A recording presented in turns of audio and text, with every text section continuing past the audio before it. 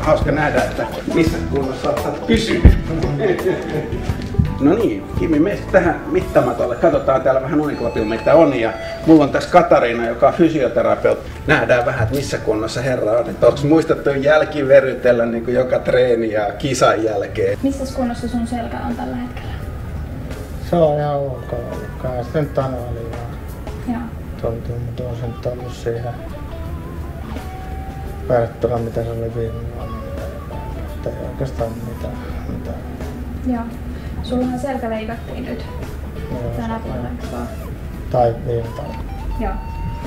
Eikö sulla aika nopeasti se toipuminen siitä leikkauksesta tapahtunut aika nopeasti? Sä ainakin sieltä sairaalasta sitten tulit. Joo, että kun se oli sellainen laserleikkaus, niin pitää oikeastaan ollut sen jälkeen nyt ongelmia se selänkaan. Ja totta kai se on varmaan iso osa sitä, että hyvät sängitkin. Niin. Mites nyt kun sä oot sitten reissun päällä, niin sä näet kaiken maailman sänkyjä pitkin maailmaa, niin miltä niissä tuntuu, jos verrataan kotiin? Että onko kotiin kiva tulla vai?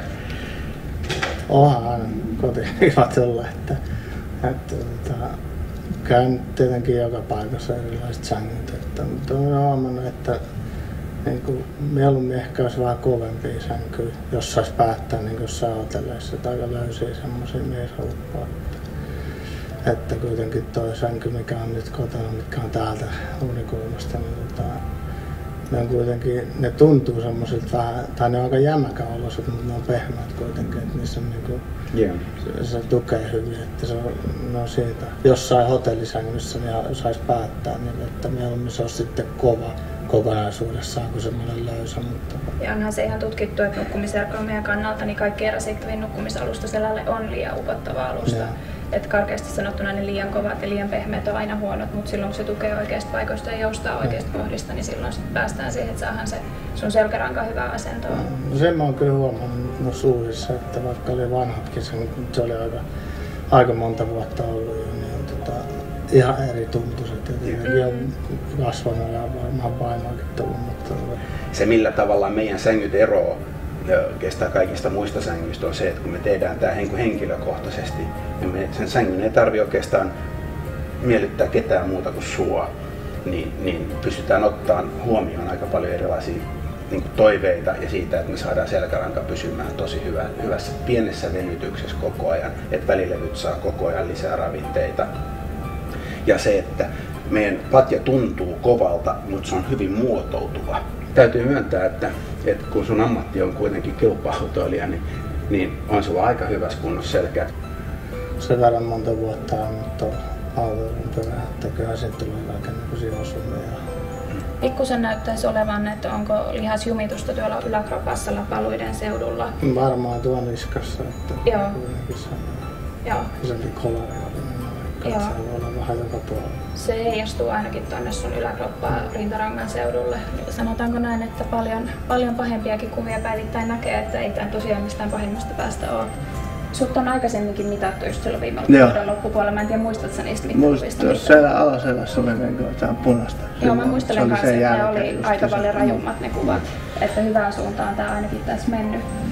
Mä tuun aina kaikkea osumien jälkeen. Joo. Ei oikein semmoista normihetkeä. Erittäin vaikea, tärisevä ja niin kuin ergonomialtaan ihan katastrofi voisi sanoa niin kuin se niin kuin työasento. Ei tää kyllä paha ole. Täytyy myöntää, että kyllä sä oot niin kuin tehnyt muutakin kuin nukkunut ja ajanut. Että kyllä se on niin kuin hieno havaita. Ja tietysti nähdään tässä, että niin kuin meidän sängylläkin on ollut vaikutusta, että ollaan saatu tavallaan tätä ryhtiä parannettua ja sitten ne vaivat, mitkä oli viimeksi keskiselässä, niin ne on niin kuin historiaa käytännössä. Ne on niin kuin usein varmaan miettiä, jos on mainoksia, että ihme noista niin kuin sänkymainoksista, että eihän noin nyt niin kuin mitään vaikuta, mutta kyllähän sen on huomannut, että olisi niin kuin varmaan pitänyt aikaisemminkin vaihtaa jo uudempi sänky. Niin. Sitä sanoo monet meidän niin, että kyllä se niin kuin jälkeenpäin sitten, että kyllä siinä niin kuin huomaa sen ero ihan saman tien, että niin kuin, vaikka ei sitä niin kuin mieti, että kuinka tärkeä se on, mutta aika paljon sä viet kuitenkin sängyssä aikaa sun koko elämästä tai päivästä, että kyllä se niin kuin helpolla tai pienellä rahalla sitten kuitenkin niin kuin tekee suuren vaikutuksen siihen, miten pystyy muuten niin kuin toimimaan. Tosta joustinvoimaa pois ja tohon lisätä. Niin sillä saadaan niin kuin se täydellinen säätö siihen. Sitten se niin kuin toimii niin kuin molemmilla kyljillä. Se on vähän kuin iskareiden säätö. Niin se on. Niin se on. Motocrossissa tai rallissa. Niin se on. En olisi hirveästi enää säädöt. Niin. Se on vähän sama periaate. Että tavallaan sitä syvyyttä haetaan ja jos on silleen alusta, niin joustovaraa on vähemmän ja auto on alempana.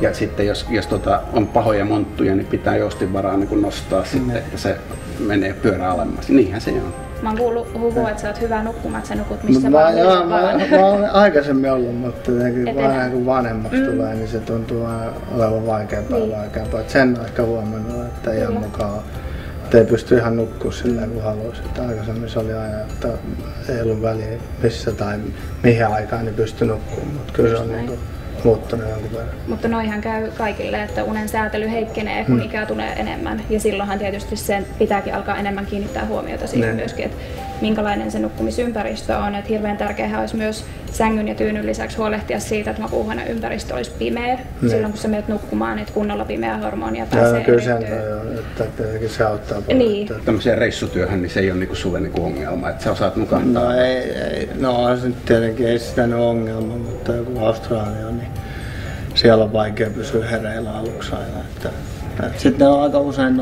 jotkut kisat tehty, niistä on tullut vähän iltakisoja ja se aika on pienempi, niin, että se on niin melkein sama kuin nukkuisi Euroopassa. Joo, siinä on silleen tavalla, että se niin kuin tehokkain osa ihmisellä on 4-6 tuntia, se vähän riippuu.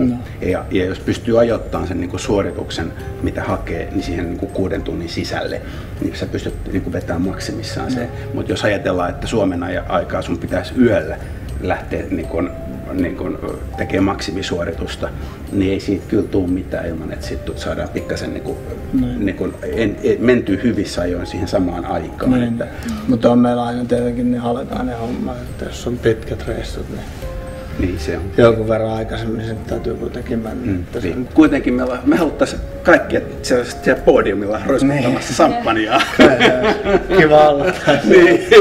Mutta hieno homma. Että on upea nähdä, että jätkä on niinku päässyt hyvään kuntoon ja eikä ole niinku ammatin vaarallisuudesta tai rasittavuudesta huomioon, niin lihasbalanssi on näin hyvä. Ja se, että niinku sänkyhankinta on ollut tosi onnistunut, niin se on tietysti kiva kuulla. Että on joo, se saisi olla. Totta kai täytyy. Nyt on niinku joka puolella samanlaiset vielä, että Sveitsissä ja silloin kun on Suomessa, niin kyllä se on niinku mukava. Nyt on sama. Niin, ettei ole vähänkään eroa, että se on just sama. Niin, se huomaa, että se jeesaa ja jotenkin mukavaa. Onko sä muistanut hierontaa käyttää siinä? Olen sitä käyttänyt, että se on aika mukavaa. Että iltaisin välillä, kun vähän tuntuu, että ei mennä saada unta, niin se on niinku... Se hyrryttää kivasti. Se jeesaa. Se on hieno. Nopea juttu. Jees. Kiitos. Kiitoksia.